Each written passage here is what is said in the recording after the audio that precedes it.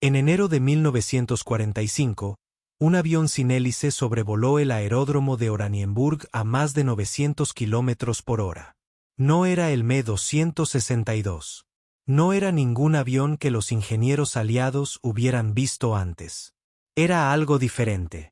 Algo que Alemania había construido en secreto durante años, lejos de los ojos del mundo, en un hangar que oficialmente no existía. Y cuando la guerra terminó, desapareció casi sin dejar rastro. Casi. Para entender por qué existe esta historia, hay que entender la desesperación. No la desesperación ordinaria de un ejército en retirada, sino la desesperación específica, calculada y peligrosa de ingenieros que sabían que el tiempo se agotaba y que la única salida era una máquina que nadie había construido todavía. En 1944, la Luftwaffe estaba perdiendo la guerra aérea. Los bombarderos aliados cruzaban el espacio aéreo alemán con una impunidad creciente. El Me-262, el primer caza a reacción operacional del mundo, había llegado demasiado tarde y en números demasiado pequeños. Adolf Hitler, obsesionado con los bombardeos ofensivos, había retrasado su producción como interceptor durante meses críticos. Para cuando los pilotos de la Luftwaffe comenzaron a volar el 262 en misiones de combate real, los aliados ya habían desarrollado tácticas para neutralizarlo, atacarlo durante el despegue y el aterrizaje, cuando era más vulnerable. Lo que se necesitaba era algo más rápido. Algo que pudiera subir verticalmente, interceptar un bombardero antes de que llegara a su objetivo, y desaparecer. El Reichsluftfahrtministerium, el Ministerio de Aviación del Reich, emitió una especificación de emergencia a finales de 1944 que cambiaría la historia de la aviación, aunque nunca de la manera que sus creadores esperaban. La especificación tenía un nombre en clave: Jägerno-Programm, el programa de emergencia de cazas. Y uno de sus productos más extraordinarios fue un avión que los historiadores tardarían décadas en comprender completamente: el Bachem BA-349 Nate. Erich Bachem no era el tipo de ingeniero que aparece en los libros de texto. No trabajaba para Messerschmitt ni para Focke-Wulf.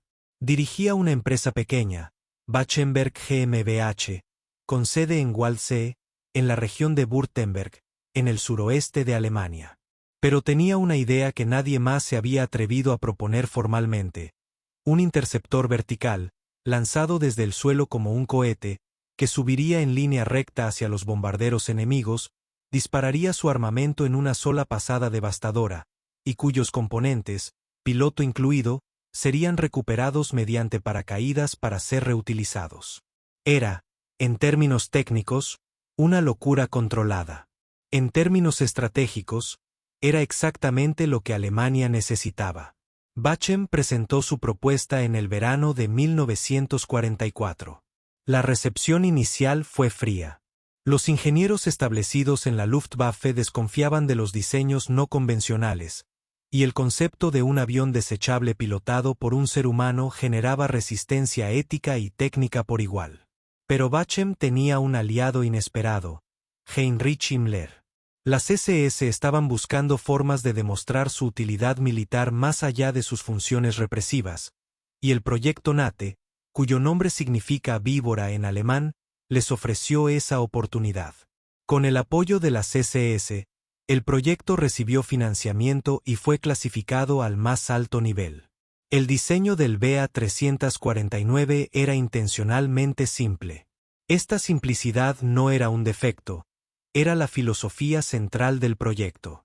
Bachem calculó que si construía un avión demasiado sofisticado, requeriría los mismos recursos escasos que el Me-262 o el E-162. Lo que diseñó en cambio fue un fuselaje casi cilíndrico de madera, con alas pequeñas de perfil recto, ensambladas con técnicas de carpintería que podían ser ejecutadas por trabajadores semicualificados, incluso por mano de obra forzada en los talleres del régimen. El motor principal era un cohete de propergol líquido Walter HWK-509C, el mismo tipo utilizado en el Me-163 Comet, capaz de generar un empuje de aproximadamente 2.000 kilogramos. Para el despegue vertical, 4 cohetes sólidos Smidin 533 de combustible sólido proporcionarían el impulso inicial, separándose automáticamente una vez agotados. La secuencia de combate prevista era brutalmente directa. El NATE sería lanzado desde una torre de madera de unos 8 metros de altura, ubicada cerca de los objetivos a defender. El despegue sería automático, controlado por un piloto automático patín durante los primeros segundos críticos hasta que la velocidad fuera suficiente para el control manual.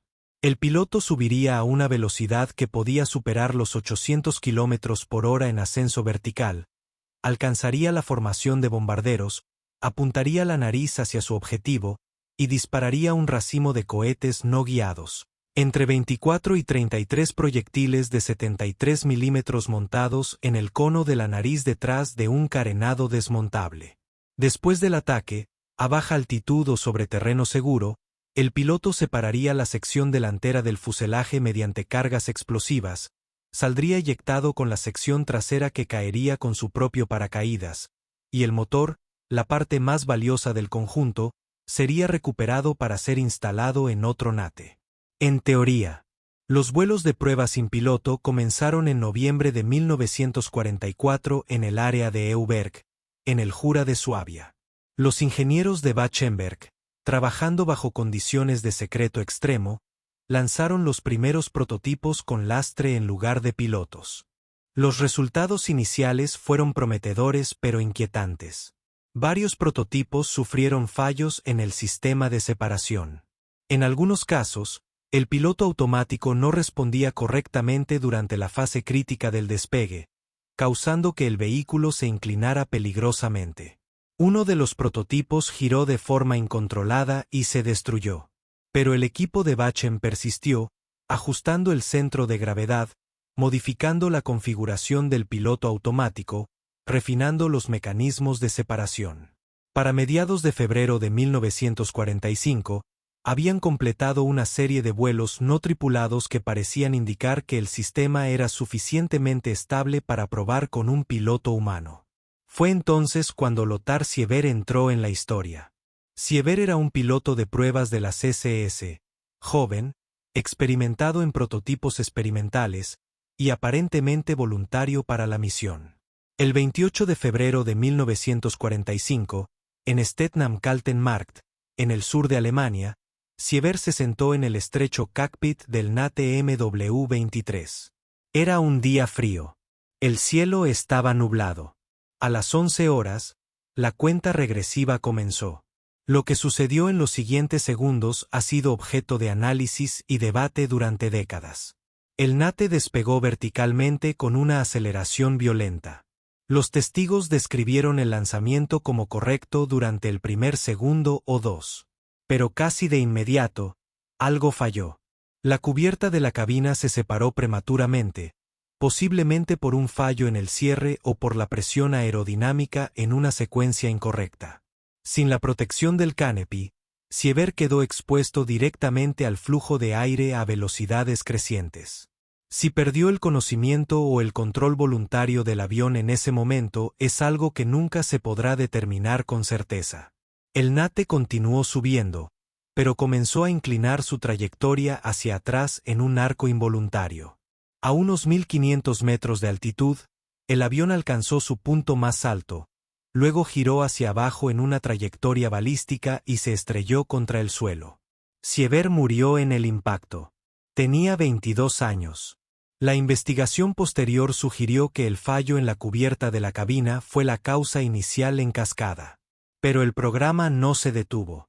Eso dice mucho sobre el estado de Alemania en febrero de 1945. Los ingenieros continuaron. Realizaron vuelos adicionales sin piloto. Modificaron el sistema de cierre del canopy. Y para finales de marzo de 1945, el Ministerio de Aviación había aprobado la producción de una primera serie de 36 unidades para despliegue operacional. Los NATES serían instalados en torres de lanzamiento alrededor de Stuttgart, con la misión específica de interceptar las formaciones de bombarderos aliados que cruzaban regularmente el sur de Alemania. 10 unidades llegaron al sitio de despliegue en Kirchheim-Untertech, al sureste de Stuttgart, entre finales de marzo y principios de abril de 1945. Las torres de lanzamiento fueron erigidas. Los cohetes fueron instalados. Los pilotos, un pequeño grupo seleccionado por las SS, recibieron instrucción básica sobre los procedimientos. La instrucción era notable por su brevedad. Se estimaba que un piloto podía ser entrenado para operar el NATE en aproximadamente 2 semanas, dado que el despegue era automático y la misión de combate duraba apenas minutos. Nunca dispararon un solo tiro en combate. El 3 de abril de 1945, mientras las tropas norteamericanas avanzaban rápidamente hacia el interior del sur de Alemania, el oficial al mando del sitio de Kirchheim-Untertech tomó la decisión de destruir todas las unidades para evitar que cayeran en manos aliadas. Las torres fueron desmontadas. Los NATE fueron demolidos. En cuestión de horas, el sitio de lanzamiento dejó de existir como instalación operacional. Fue una destrucción deliberada y sistemática que borró casi toda evidencia física del programa. Casi. Cuando los equipos de inteligencia técnica aliados, específicamente las unidades del programa SIOS, el Combined Intelligence Objectives Subcommittee, comenzaron a recorrer las instalaciones capturadas en el sur de Alemania, encontraron restos fragmentarios, documentos parcialmente quemados, componentes dañados, testimonios de ingenieros que, con la guerra terminada, comenzaban a hablar. Uno de los NATE más completos fue encontrado en las instalaciones de la empresa en Waldsee, aún en estado de montaje. Fue enviado a los Estados Unidos para su análisis técnico. Hoy, uno de los únicos ejemplares supervivientes del Bachem BA-349 se encuentra en el Museo Nacional del Aire y el Espacio del Smithsonian Institution en Washington, D.C., aunque ha estado en almacenamiento o en préstamo durante gran parte de su historia museística.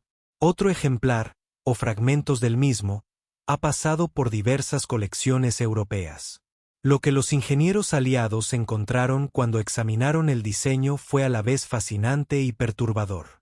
El NATE representaba una filosofía completamente diferente sobre el valor de la vida humana en la guerra. El piloto era, en el esquema del diseño, un componente recuperable, pero su recuperación era claramente secundaria a la misión. La estructura de madera era barata e ignoraba completamente los estándares de resistencia estructural convencionales para aeronaves.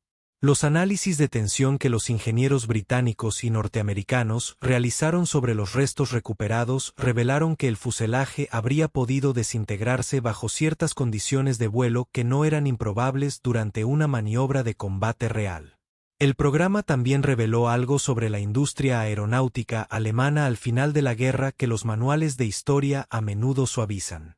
Para enero de 1945, Alemania estaba produciendo aviones con mano de obra esclava en condiciones infrahumanas, con materiales de calidad decreciente, bajo bombardeos constantes, con ingenieros exhaustos y con una cadena de mando que mezclaba directivas militares racionales con interferencia política irracional de las SS y del propio Hitler.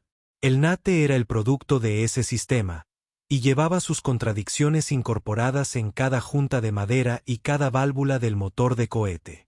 Erich Bachem sobrevivió a la guerra. Fue interrogado extensamente por las autoridades aliadas. Sus documentos técnicos, aquellos que no habían sido destruidos, fueron clasificados y no se hicieron públicos por años. Bachem continuó trabajando en la industria aeronáutica alemana de posguerra, aunque nunca volvió a alcanzar la notoriedad del proyecto que lo había hecho brevemente famoso dentro de los círculos más secretos del régimen. Lothar Sieber es conmemorado hoy en algunas comunidades de historia aeronáutica como el primer ser humano en realizar un despegue vertical en un vehículo con propulsión a cohete, aunque el honor es sombrío, dado que el vuelo terminó en su muerte. No existe un monumento oficial dedicado a él. Su nombre aparece en notas a pie de página de libros especializados y en artículos de revistas académicas de historia de la aviación. La historia del BA-349 NATE no es solo la historia de un avión experimental que llegó demasiado tarde. Es la historia de lo que sucede cuando la desesperación estratégica, el fanatismo ideológico y la brillantez técnica se combinan bajo presión extrema. Es la historia de ingenieros que resolvieron problemas genuinamente difíciles de propulsión, estabilidad y sistemas de armamento, y luego aplicaron esas soluciones a un proyecto que desde su concepción trataba la vida humana como un insumo contable. Y es la historia de un avión que nunca disparó en combate, que mató a su único piloto de pruebas tripulado, que fue destruido por sus propios operadores antes de que el enemigo pudiera capturarlo, y que sin embargo influyó en el desarrollo de los primeros misiles guiados superficie-aire de la posguerra, en los conceptos de interceptores de lanzamiento vertical que serían revisitados en los años 50, y en la comprensión técnica de los límites de la propulsión por cohete en plataformas tripuladas. Los aliados aprendieron de él. Los soviéticos estudiaron sus documentos. Los ingenieros que trabajaron en él emigraron o fueron reclutados y llevaron sus conocimientos a nuevos proyectos en nuevos países bajo nuevas banderas. El avión que Alemania intentó ocultar hasta el final no pudo ser ocultado para siempre. La física, al final, siempre deja rastro.